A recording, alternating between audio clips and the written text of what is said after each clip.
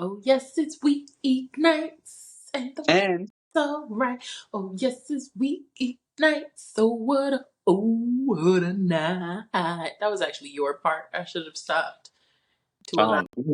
he was going. I didn't think he was going to let me jump in at all. So just But just this is a I team. joined you in spirit. This is a team. I should have given you an opportunity to prove that you could, jump in when needed. You know, I apologize, like J. Cole. I'm out. don't you ever do like J. Cole.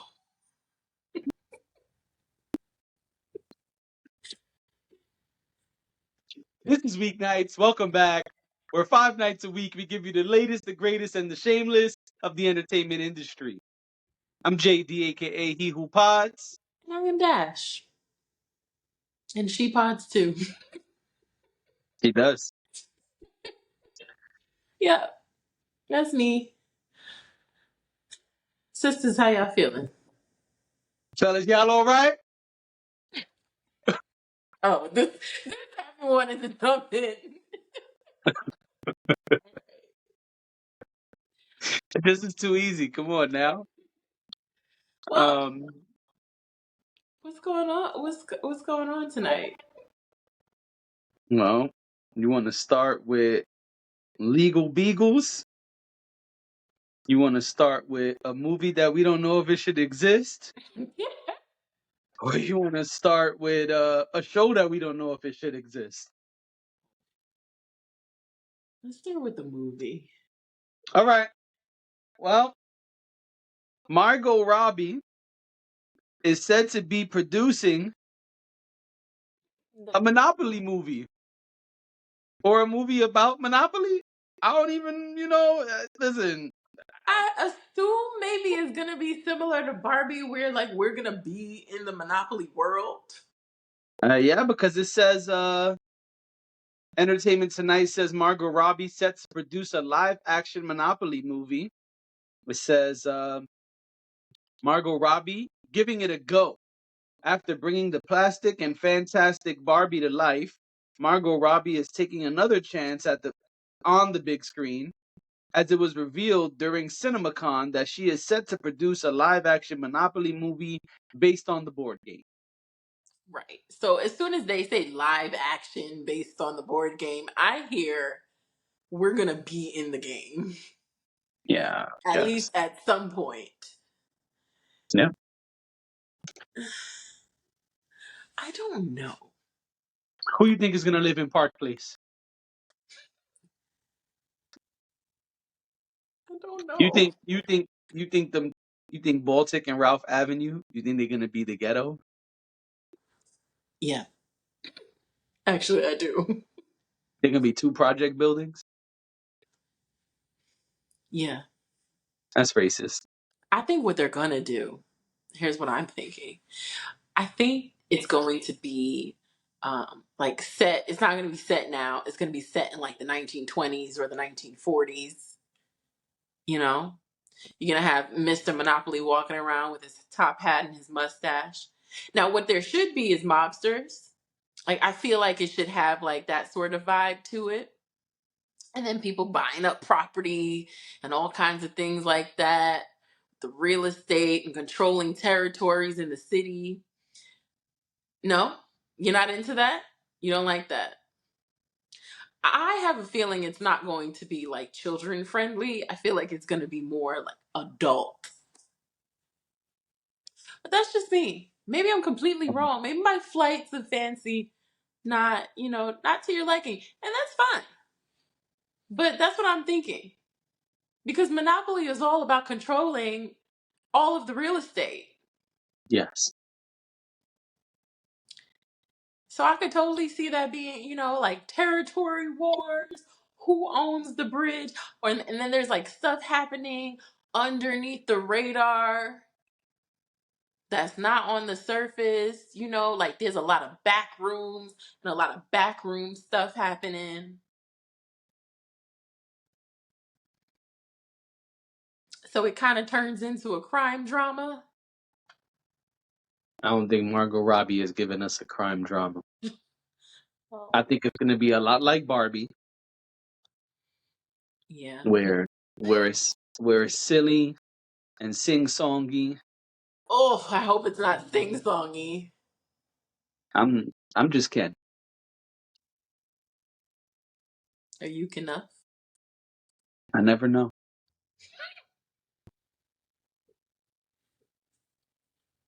You don't feel like you're enough in your Mojo Jojo Casa house?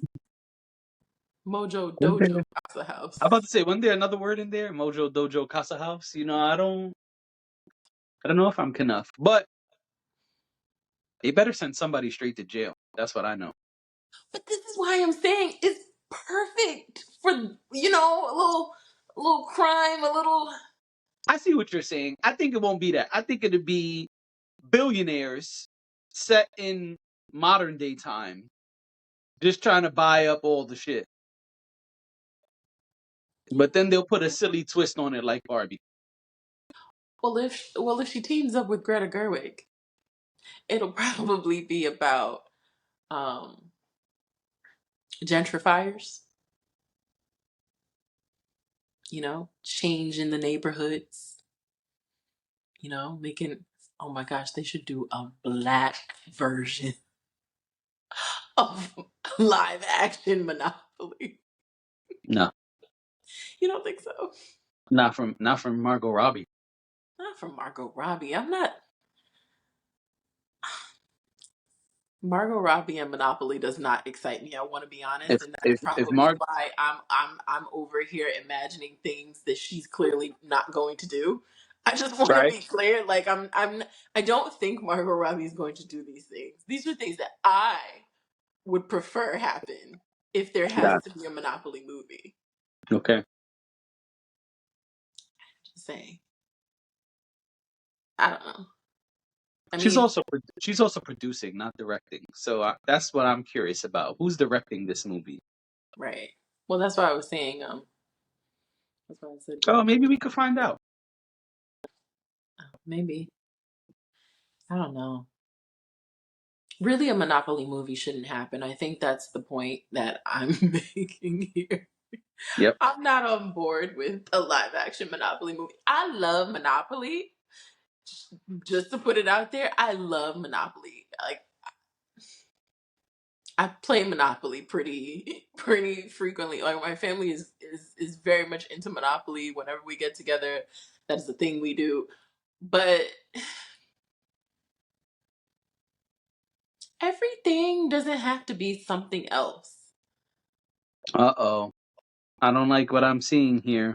Who's the director? I don't know if this is true. Oh no. Let me just read you what this says. This is Okay. from IMDb, so if this is wrong, don't come for me. It says here a trio of kids from Baltic Avenue discover that Charles Darrow, the inventor of Monopoly, hid a coded secret in the game that we've all been playing with for generations, setting them off on an adventure through the streets of Atlantic City, racing through forgotten underground railroads, the boardwalk, and more as they're pursued by a near bankrupt casino owner also competing to find Darrow's hidden fortune. So it's like Jumanji but Monopoly. Yep. And guess what? What? I don't know if this is the same movie because it doesn't list her as one of the producers. But it does say starring Kevin Hart.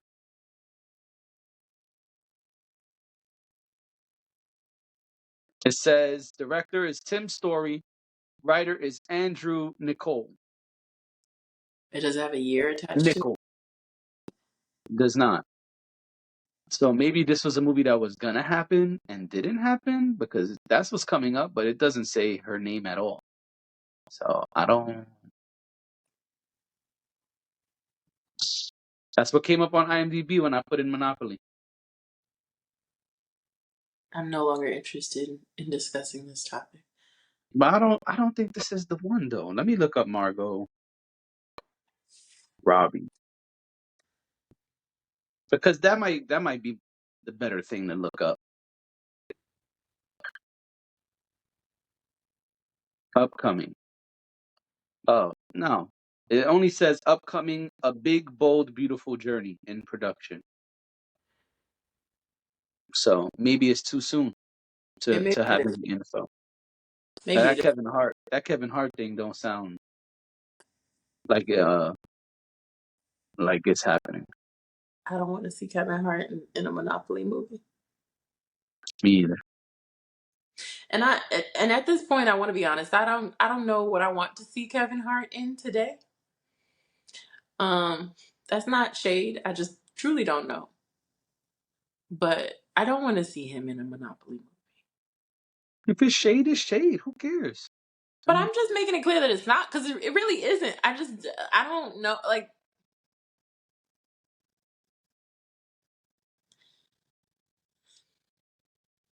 I just it's the his go ahead. his temperament in that movie in the way that I'm in the way that I'm imagining a Monopoly movie to go. I don't I don't care. Like I don't want to. I don't think that's the right role for him. Yeah. I don't know who I am to say it's not the right role for him. But I don't think that's the right role for him. So, Well, in those credits, he was listed as a producer, of course. well, of course. I mean, get your coin. If you're gonna do it, get your coin. But you want to see Kevin Hart in a Monopoly movie? I don't want to see Kevin Hart in most movies. Yep. So You asked. I didn't say you said anything wrong. I I will just say this. Okay, I will say this. Let me be objective. People really liked Jumanji, was he in and Jumanji? yes, he was. Oh, yeah. And if this is going to be similar, then people might like it. I didn't watch Jumanji. At least I don't think so. I don't think I I feel did like either. maybe I watched a part of it. Anyway, whatever. Maybe I fell asleep watching it with some body. I don't know. Whatever. Anyway, if it's that kind of thing, then maybe people will enjoy it. I probably wouldn't. I think I fell asleep just imagining him in a Monopoly movie. All right, let's move on. So, Speaking of falling asleep, I hear Jerrod Carmichael. oh no, can we leave this last, please? That for last. All right. Well, in that case. Um, so Mary J. Blige is kind of part of a lawsuit right now, but not really. The headlines say yes, but it's It's fake news. heavily, Yeah, yeah. it's fake news. We'll get to it. So let's go to Billboard here. Billboard says Mary J. Blige sample suit. Uh, it says a decades old Mary J. Blige song draws a lawsuit, and I just want them to know that's a really bad title because this actually the song came out in the 90s. That means it's not a decade Oh old. well, that's why they said decades long, plural. Oh, I don't think it's allowing me to read the article anymore. Hold on. Oh really? Yeah, it's saying subscribe now. Well, basically, it's the song the 19 Real love. well, her song "Real Love." They're saying that it samples a song called "Impeach the President," which I Yeah. believe came out in the early '90s as well.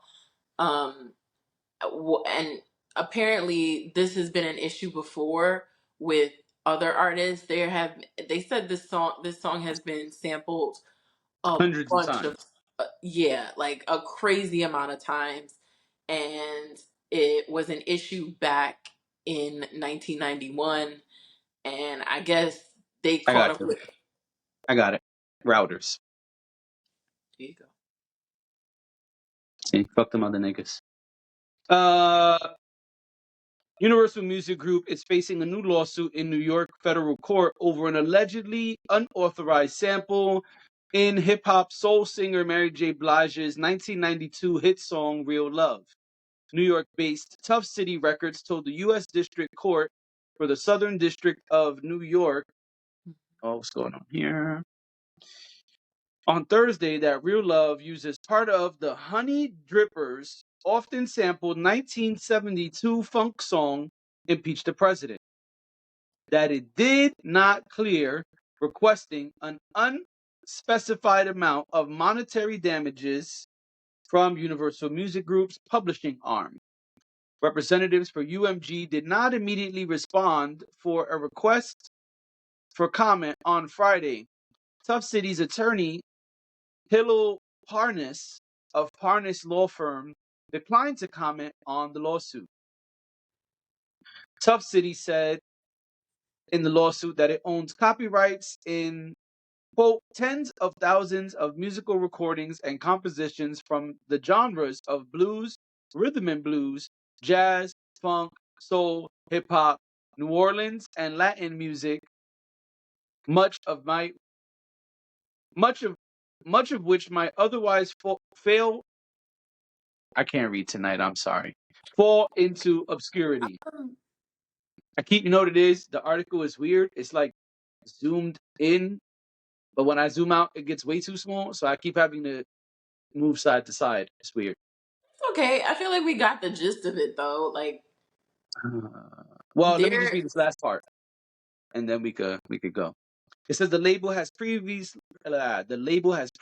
sued over samples allegedly misused in songs by other high-profile musicians, including the Beatles, Jay-Z, Kanye West, and Frank Ocean. Those lawsuits were later dismissed. Actually, no. The lawsuits against the Beatles and Jay-Z were later dismissed. West's label, I did what the kids do. I said West's. I didn't have to do that. West's label and Tough City settled their dispute, and Tough City dismissed its lawsuit against Ocean's label 2 months after filing it. Tough City told the court on Thursday that Universal Music Publishing has quote, repeatedly refused to engage plaintiff in substantive negotiations over the sample, which it was difficult to reconcile with the fact that UMG Recordings, a different UMG unit, has agreed to a separate license for the Real Love sample in the past. Oh, Okay. this is actually pretty wild. So. Hmm. Okay, yeah, that's it. And F you Billboard for trying to make me have a subscription to read them. So. That should be in the title tonight. Weeknights. JD says F you to Billboard.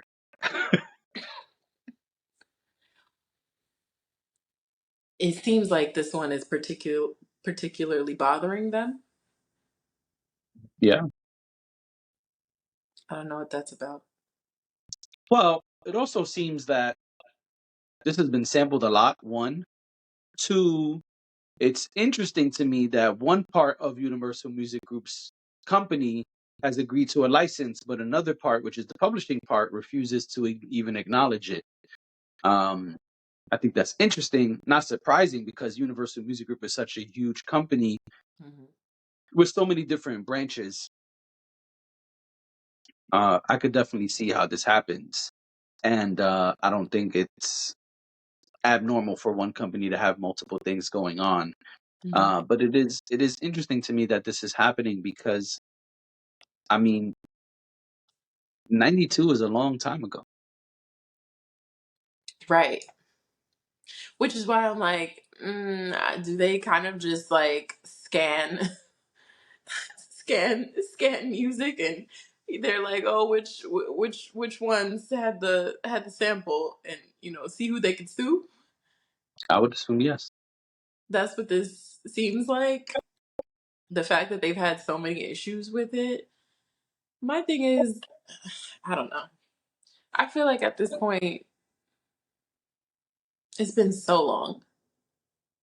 That woman For made that. songs so long ago. And I get it. Like, on the one hand, I get it because there's that complicated conversation about creators and stealing creators' work, all of that. And so I don't want to seem hypocritical right now and saying that they, you know, why now? But kind of do feel like why now? It's 2024. Well, I said this is an ongoing thing. This is this has been going up the legal chain. This is not the first one. That's true. I do see both sides. As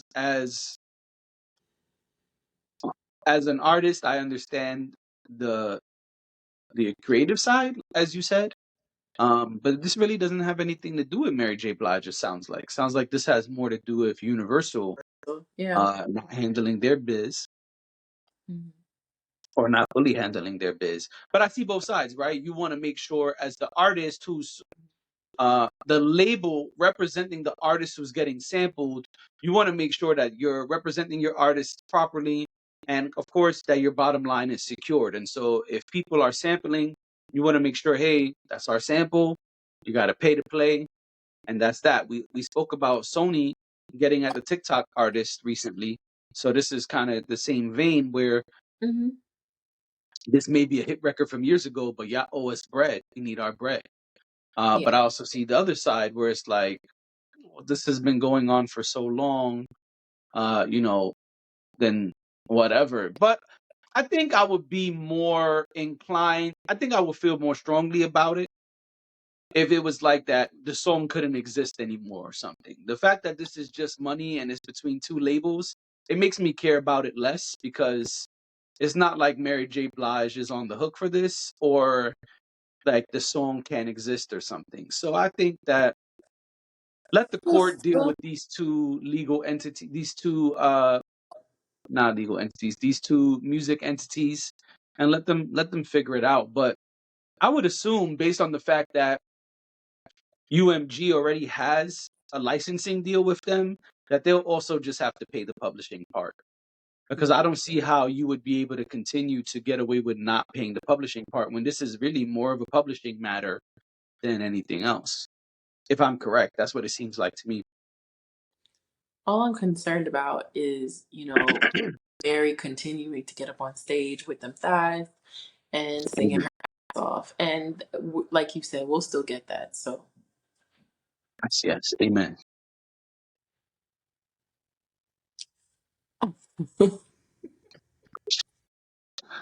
now,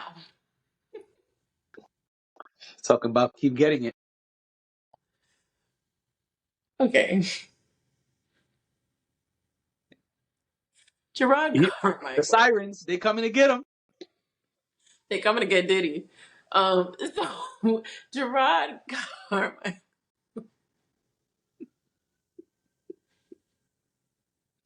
not the headline that said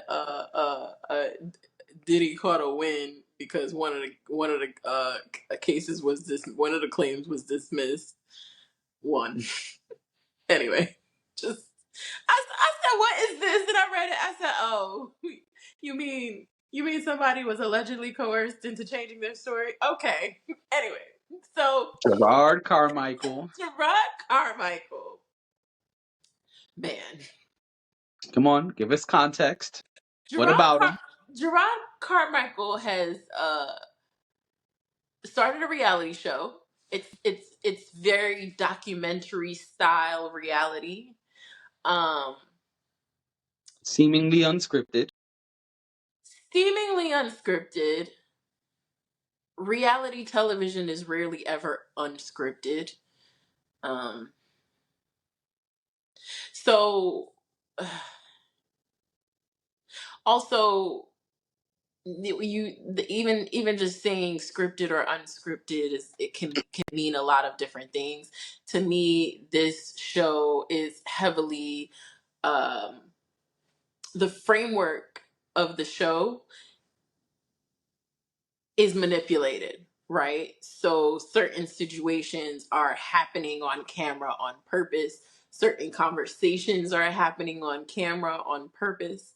Um, so so yeah, however you want to look at it, even if it is unscripted, it's still they're still manipulating, like they're still making sure that the cameras are there when certain things happen. So in order to do that, you have to alter what's happening in real life, right? Like Okay. if me and you, for example, if me and you have beef, right? And we had a I'm fight. not gonna apologize. Okay. But let's say we had a fight, right? We had a fight that was on camera. An And argument. now sh- It's an argument. 2024. We got to be clear about what we're saying. An argument. I mean, it's just an example. I could even use someone else or other people. But let's say two people had a fight on camera, and now, they want to go like talk to their friends or talk to whoever they confide in, or maybe they want to talk to each other. Well, what production is going to say is, no, hold off. Don't call that person right now. We'll get in contact with them, see if they're available at 4 o'clock, and then you guys can meet up and have a conversation. And the reason I bring that up is because it also allows for like time in between for you to stew in certain things, maybe for you to calm down from certain things. Like it's manipulated in that way. So all of that being said, and all of that being considered, Jerrod Carmichael comes out with this reality show, which is I think it's really cool the way it's shot, because it doesn't look like it doesn't look like you're watching The Real Housewives of Atlanta or anything like that. It's shot more documentary style. It has a very cinematic look to it. Um, the camera angles that they're using are not your typical camera angles. Um, it reads to me more documentary than it reads reality, even though it's both. So I'll just say that. But a lot has happened on this show in 2 episodes. Okay, wait. Hold Uh-huh. on. So I'm a little confused based on what you said. I didn't watch the show. Uh-huh.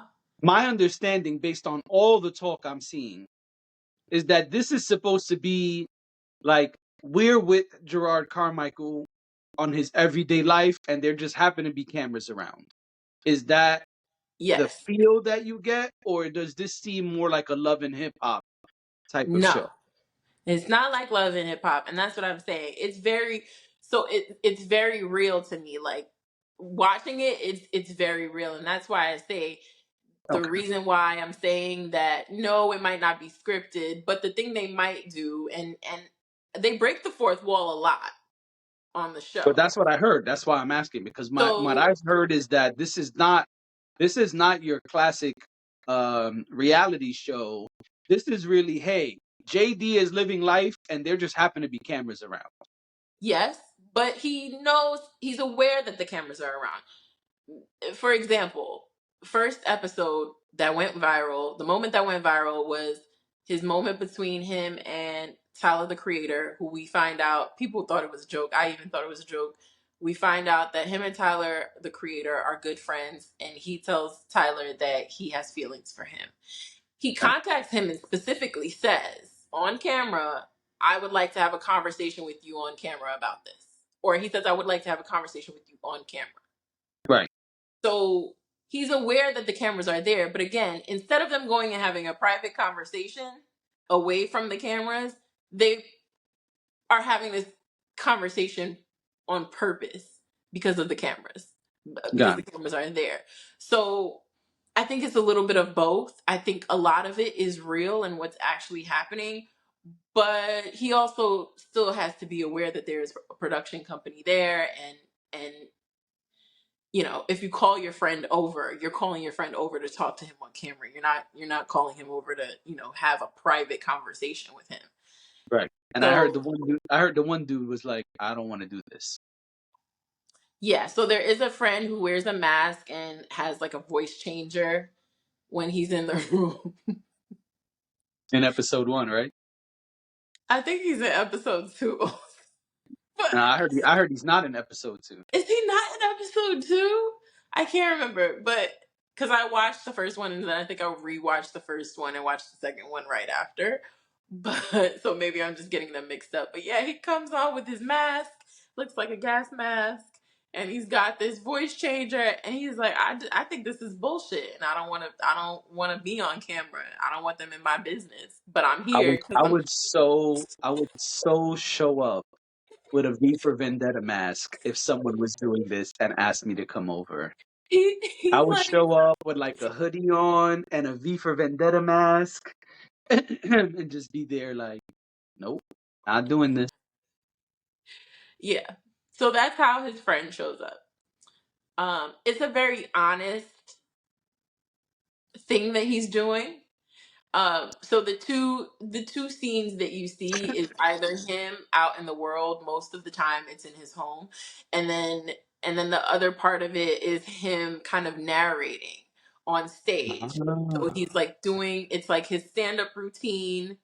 So it pans from him being on stage and talking to the audience, and he'll say something like, um in his style, if anyone saw Rothaniel or saw him, I think it was the Emmys that he hosted.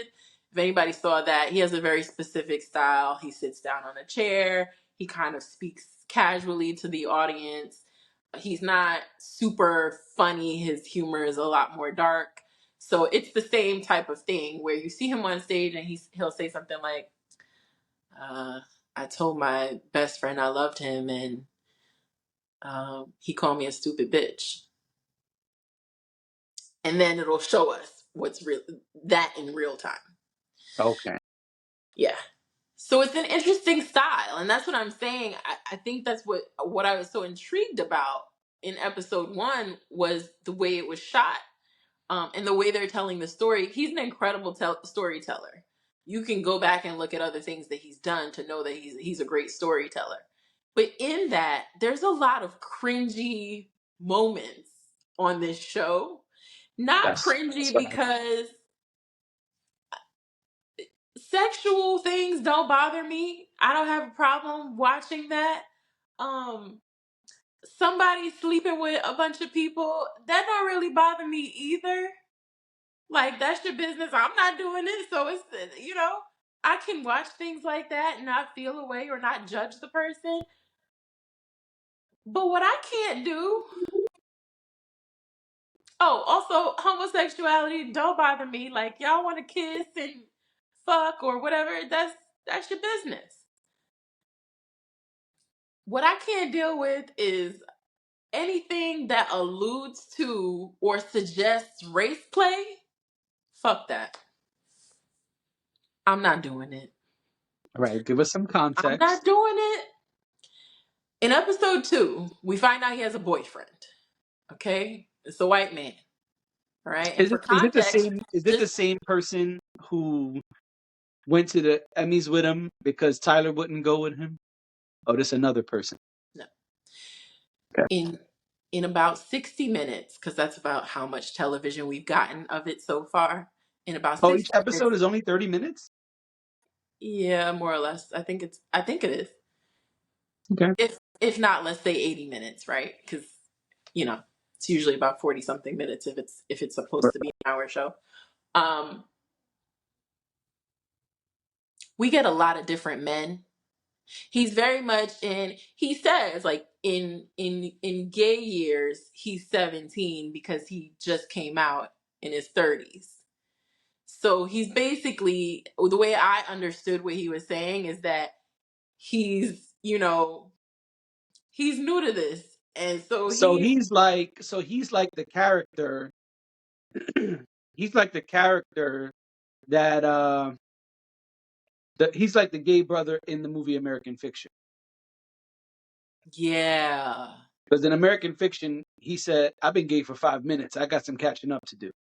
Right. And maybe not exactly the same because Jerrod Carmichael, Jerrod, he admits that like he knew he was gay, and he was doing things in the shadows. It's not like he didn't have experience with men or anything like that. It's just that he couldn't be open, he couldn't be out about it. So now here it is, he could be as out in public as he wants. And I'm sure that's doubly there in his mind because he is a public figure. So imagine not being out and you're a public figure, and now you kind of got to live in the shadows and do things in secret. And now here he is. He's able to do whatever he wants in public, and it's fine. And he also has a reality show, so makes for interesting television too. So yeah, but he gets this boyfriend. He meets this guy. It's a long distance relationship. But he's Those are tough. oh no, not for him, because he said, "Listen, I got money. I could fly him out every week." Well, then it's I not tough. I take it back. said, "You know what? Hey, talk that shit to me, all right? Because that's dope. That's dope. I got money. I see him. Of course, I'll see him. That's that's not real people problems. Real people in long distance, regular ass people in long distance Mm. relationships be like, babe, I know and I'm gonna see you. All right. Okay. It's getting tough out here. I'm trying to save up a couple dollars. The flight, they just boosted the price of the flight. I don't know. That's honestly the reason people have problems with long distance relationships. Not knowing the next time you gonna see your man. Listen. But I know we gotta get going soon. But the race play stuff comes up because at some point he says to the boyfriend, Who's uh, white? who's white, who's a white man. I did say that, but he's and if we didn't say it before, Jerrod Carmichael is a black man. Um, I will hope he's, people know that much. they'll tell us we didn't say it. So Jerrod goes and he says something to the effect of, this is not verbatim, and maybe I should have wrote it down, but he says something to the effect of, you know, uh, you're like it's like a master and slave type of relationship or something like that. And he starts making jokes about this, and his boyfriend looks mortified because if you are a Mm. progressive white man in 2024, that should make you cringe. So he had the exact reaction he should have had. But to me, that let us know that perhaps maybe this man is into race play, or maybe he just really enjoys like having his white men and having this fantasy of, you're the master and I'm the slave. And that is, I'm sorry, but that is a kink that But let me ask you a I don't. question. Let me ask you something. In the BDSM world, right? There are times when a dom and a sub refer to themselves as master and slave. Not in every instance, but there are instances when that happens. Do we know that this is race based, or This is was a it race joke. possible? Got it. He Okay. elaborates on the joke on stage, and even Oh, people reacted like, "Hmm." And he was like, I know, I think it's funny. He doesn't think it's funny, which is a good thing, but I think it's funny. He got it. knows, he's very much aware of what he said and how he said it, and he's talking about race. He's not talking about, I know exactly what you're talking about, and that is not, no. Because when you said that, I even was thinking about the old Britney No. Spears song where she's saying, "I want to be your I'm sex gonna slave." leave. Yep. Yeah, no, I know, I'm aware. Uh oh. But It all comes down. Where's Kanye? well, it was gonna fall down anyway. Yeah, I am aware Okay. that no, this was. I So think so this was all the very grinder clear. stuff, all the stuff of him finding dudes on grinder, you didn't take issue with. No, I think that because there's a question of whether he's a sex addict or not. a question that he poses, and he is discussing with a therapist. Like the big issue in episode 2. Sorry if I'm spoiling it, but the big issue Spoiler alert. yeah, the big issue in episode 2 is that he's trying to figure out why he can't be monogamous. Uh-huh. He has this boyfriend, but he's not doing a good job at being monogamous. And he wouldn't be So, with Tyler. yeah, well, I don't know what I was wondering what the time frame between the Tyler thing and this thing was, but I guess it doesn't really matter. Tyler said no, so he's free to sleep with or be with whoever he wants. But I just, yeah, that part doesn't bother me. Like, I'm not offended by it. I do wonder, like, what it is. Is it just that he is having fun, or is he seems sometimes a little tortured by his own life, Mm. and that's what's concerning. It's like, okay, well, what is this? Is this is this a reaction to something? Are you acting out? Um, because I don't care about, you can, do whatever you want, but when you display feelings of shame or feelings of I don't know why I do this, I don't know what's wrong with me, then yeah, I'm willing to have a conversation and ask the questions. But outside of that, I mean, he want to fuck around with multiple men and be on Grinder and meet this person and bring this person back to his place. That's his prerogative. I mean, that might not be the way that I live my life, but I'm not I I'm only not ask. Oh, go ahead, finish. Sorry. I'm just not someone who judges people in that way. I also think that when you're doing something for TV, it could very well be that you between him and production that it's being painted in a very specific way. So it's never going to look kosher. It's never going to look respectable, and you kind of have to take it for what it is. Um if that's the way he lives his life, there are plenty of people who like to have sex and like to have a lot of sex with a lot of different people, and that's just the way they roll. And Yeah, the difference I'm is not. he is showing us that he's doing that, and I think that's what makes people cringe is that they're seeing it happen because you're seeing the men in and out of his apartment. He's showing you all of that. There's a Right. scene where That's he's why. sucking That's on this why white I man's asked. toes, and it's like, oh, okay. And then the next scene is him and another man. Right, and that's why I asked because it seems that people are shocked about a few things about this show, and that's why I'm asking questions because Mm-hmm. um the I guess a few things have been said. Again, I did not watch the show, Mm-hmm. but a few things have been said. One is it seems like he falls for people very quickly, as far as the emotional side, because feelings have come up multiple times with multiple men. As you said, it seems like he has issues with monogamy, and he's battling those things. And it also has been said that yeah, the promiscuity is one thing, but there's an irresponsibility side because he's a celebrity who's bringing these people to his home. He's not like at a hotel or going to their place. He Right. is going. He's bringing these people to his house, Mm-hmm. and that seems to be the main things that people are reacting to, not so much the promiscuity piece of him, sleeping around or dating around. Mm-hmm. More so the fact that these things are happening in his home, and he's a celebrity. He's a famous person, and the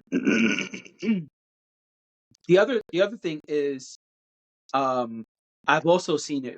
I've also seen people say that they think this is the image he wants to put out. Right, this is his show and this is he's in charge of this show. This is his show, Mm-hmm. and he wants to make it very clear that this is the image I'm putting out, and people seem to be questioning, why do you want this to be the image that you're putting out? So one of the things I heard was that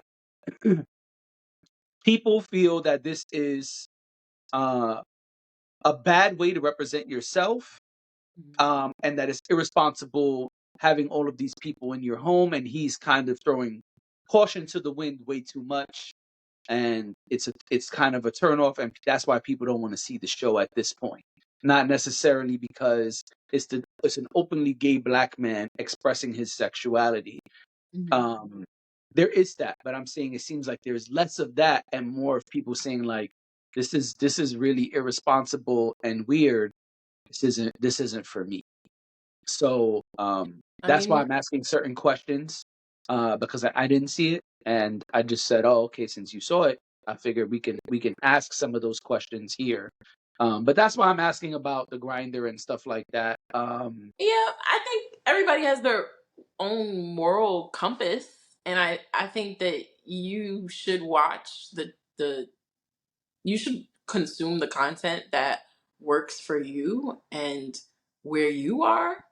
I don't think that you should ever watch something that makes you uncomfortable or makes you feel weird or feel like you're encouraging something that you don't believe in. So I totally understand that it may not resonate with people. I've said after both episodes, I've said I don't know if this is for me. Okay. Um, Why? because I don't know. I mean, after this slave and master thing, like that's when I was like, I don't even know if I want to watch this Okay. because to me, when it gets to that point, that's what made me question things. Okay. I think portraying himself the way he is the fuck you to his parents, to be honest. Um, Um. Okay. because I think the original trailer shows like an interaction with him and his mom, and she's not taking his coming out well. Um, Okay. so there is that. They did show there was like one scene where she called and congratulated him. She or sent him a voice note or something to congratulate him on the Emmys. But outside of that, I think since he came out on his special and they found out like around that time, I don't really think he's had much of a relationship with his parents. Um, Um. so I think this show is, I think a lot of it is rooted in that. Um, but I don't know. I don't know this man personally, but I would imagine that if he's seeing it as promiscuity, if he's seeing it as misbehaving, I think that, or if it's like acting out, I think that's probably where this would be coming from. Okay. Um, but for me, the first episode, I was just like, wow, this is a lot. This is sensory overload. And sometimes when I feel overstimulated by a show, I just won't go back to it until I'm ready to do so. So that Okay. was my first thought after episode one. Um, Okay. but I said when I spoke about it on Hardly, I said I'm gonna watch it again because I don't know that I dislike the show. I think I actually really appreciate his honesty, um, and the way the show is shot. I love, so I'm gonna watch it again. Okay. Episode two, watching it again, it was overstimulating. But the thing that really stuck out in my mind was if we're gonna talk race play, I didn't like it when Mano was talking about being with a white woman and her being a slave master. Like I'm a black woman. I'm not I'm not interested in any of that. I don't know how people do it. I'm sorry. I can't be a black person and fucking a white person and thinking of myself as a slave and them as a master. And again, I'm not talking about dom and sub situations. I'm talking about race play, like No, I got specifically you. that. So that's what stressed me out. As soon as I heard that, I said, "Oh no, that's what he's on." I'm not. I'm not with that. Because I think when we do things like that, black meaning black people, we're like we're giving something to white people that I just it just doesn't sit well with me. No, and that's okay. It's okay for you to feel uncomfortable for whatever reason. You don't have to. be accepting of everybody's kinks. I mean, I think it's a weird situation when we talk about race play, because I'm not Jerrod Carmichael, but I'm pretty open about sexual things that I am I don't want to say into, but that I'm accepting of. Um, but I also think when it comes to certain things, you know, child play, things with animals, there's certain stuff that it gets a little weird. And it's like, yeah, I mean, everybody can be into what they're into, but there are some that are hard to accept. And so I understand what you're saying. I think there's a difference between kink shaming and just saying like, this thing is hard for me to come to terms with. Yeah. So I get what you're saying, and I don't think that's wrong. Um, I think there are some that are hard to accept. Yeah. I can't. So that was kind of, for me, I was like, oh, I don't know about episode 3 yet. Gotcha. Okay. Um, but we'll see, because he was really smart in releasing the shit about him and his mom in the trailer and then not showing us any of that yet. Gotcha. So, because, and Rachel Lindsay was like, that's what I thought I was coming here for. She put Told something ya. like that the other day, and I was like, me Well, that's what a good trailer does. too. Somebody tell the people of good times. Anyway, And on we that gotta wrap note, it up. that's our show. Thank you Which for comes out being here. tomorrow. Thank you for watching. Thank you for listening. We appreciate you. We'll be back tomorrow on Friday night for another episode of Weeknights. Bye.